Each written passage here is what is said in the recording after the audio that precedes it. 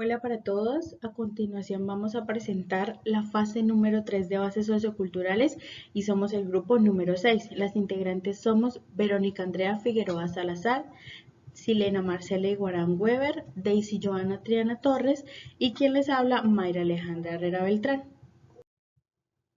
La temática a tratar en el siguiente documental sobre la cultura mexicana son los aspectos materiales e inmateriales, las características de la sociedad y mecanismos de control social, definición que tiene la realidad, aspectos de la identidad cultural, organización y tipos de familia, características del lenguaje, manifestaciones religiosas y por último, el totemismo, pensamiento mágico, supersticiones o animismo. Los dejo a continuación con mis compañeras. Al hablar de la cultura mexicana, sería inevitable hablar de sus grupos indígenas. Se habla de alrededor más o menos 60 grupos indígenas, los cuales, eso refleja una gran multiculturalidad entre ellos. Antes era un orgullo pertenecer a estos grupos, ya sea por su arte, por sus valores, por sus costumbres, tradiciones y más que todo por sus formas simbólicas de representación social. La cultura mexicana ha venido cambiando y se ha convertido en una combinación como una mezcla de tradiciones indígenas que con el paso del tiempo se han ido perdiendo y se han ido adoptando como tradiciones españolas. La cercanía que tiene México a los Estados Unidos ha hecho que sus costumbres se hayan ido cambiando poco a poco y esto pues ha ayudado como la juventud en adoptar nuevas tendencias de moda y todo eso ha hecho que se pierdan muchas costumbres de lo que era México antes. Entonces la cultura mexicana es súper interesante, tiene mucho contenido, tiene muchas cosas de las cuales uno puede investigar, las cuales las veremos a continuación en el desarrollo de la actividad. Me basaré según lo oficialmente aceptado por la UNESCO y en los inmateriales en lo que ha representado algo muy significativo en la cultura mexicana. Entonces, principalmente en los inmateriales están las fiestas indígenas dedicadas a los muertos, los cuales son muy populares a nivel mundial, los lugares de memoria y tradiciones vivas, las ceremonias rituales de los voladores, donde podemos verlo en la imagen, en la diapositiva, las piruecas, cantos tradicionales, los parichos en las fiestas tradicionales de Chiapas, la cocina tradicional mexicana, la cultura comunitaria, las ancestrales y las vivas. El paradigma de Michoacán, la música de cuerdas, el canto, las trompetas y las contribuciones salvaguardadas del patrimonio cultural inmaterial de Veracruz, la charrería, las tradiciones ecuestres de México y finalmente los rituales que son realizados para la Virgen, que tienen mucho significado religioso, lo cual tiene mucho peso en esta cultura.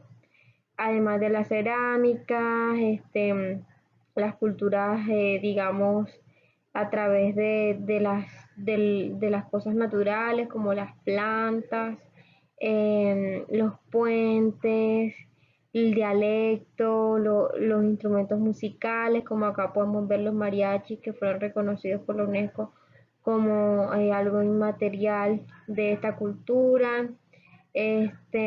Además, México cuenta con zonas arqueológicas y grandes arquitecturas únicas en el mundo, donde estas tienen un gran significado pues, religioso. Además, donde se encuentran sus muros y los lugares y paisajes terrestres y acuáticos.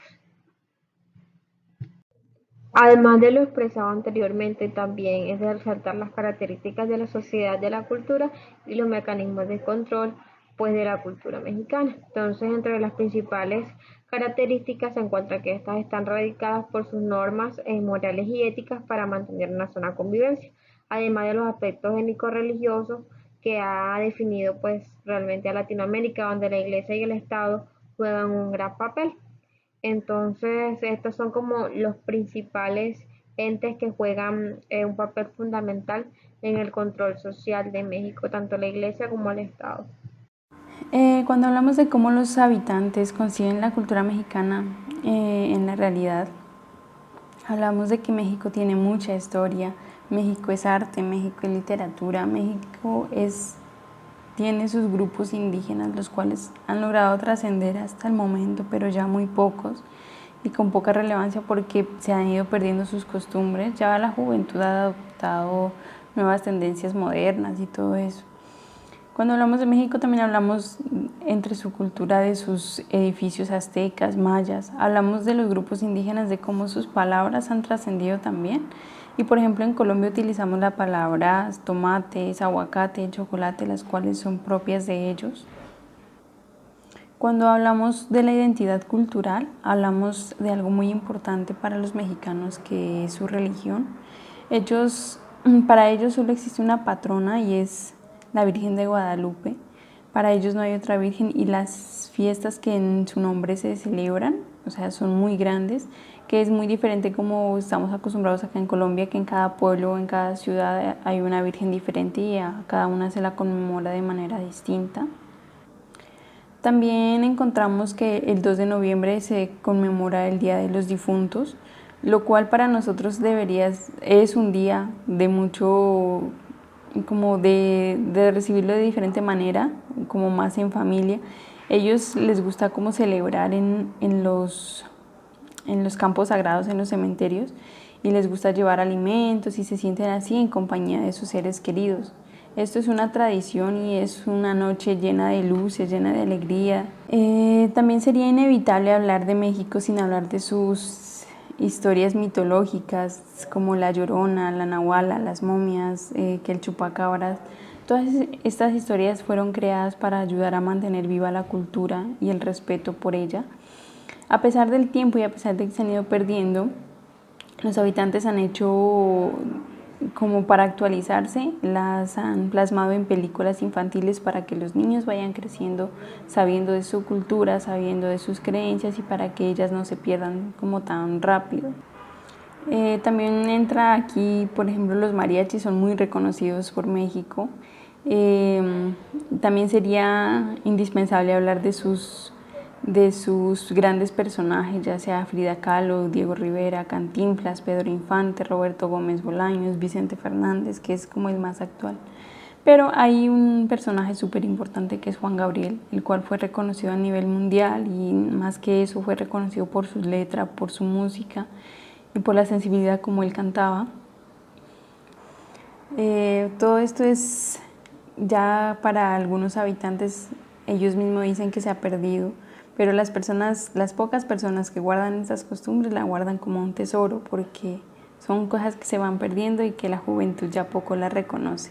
Gracias a las antiguas civilizaciones prehispánicas y la conquista española es que nace esta rica cultura mexicana. De acuerdo a su organización, la cultura mexicana se ha caracterizado por crear una propia identidad ligada a sus tradiciones. Las primeras aldeas que surgieron en México se remontan hace más de 3.000 años y gracias a su expansión constituyeron en el territorio mesoamericano. En este entorno progresaron culturas como los olmecas, zapotecas, teotihuacana, maya, toltecas, mixtecas y finalmente los aztecas. En 1821, México logra su independencia y seguidamente modifica su bandera, en la cual predomina el águila sobre el cactus, cazando una serpiente. Este es un símbolo mexicano de la leyenda azteca. De acuerdo a su organización, la soberanía reside en el pueblo a quienes se les garantiza la libertad personal y civil. Bueno, su organización política está regida por un sistema democrático, federal y laico, donde el poder ejecutivo está a cargo del presidente. El gobierno federal se encuentra conformado por 3 poderes independientes que son el ejecutivo, legislativo y judicial.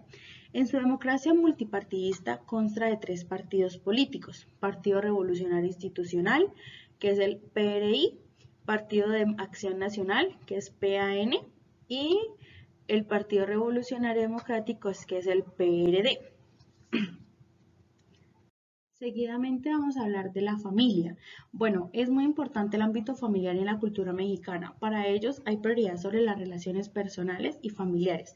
Dentro de su esquema social se puede observar el machismo, ya que los hombres tienen un rango superior a las mujeres en México. Su jerarquización se distribuye en la clase baja, media y alta, y en función del poder adquisitivo que contiene la familia.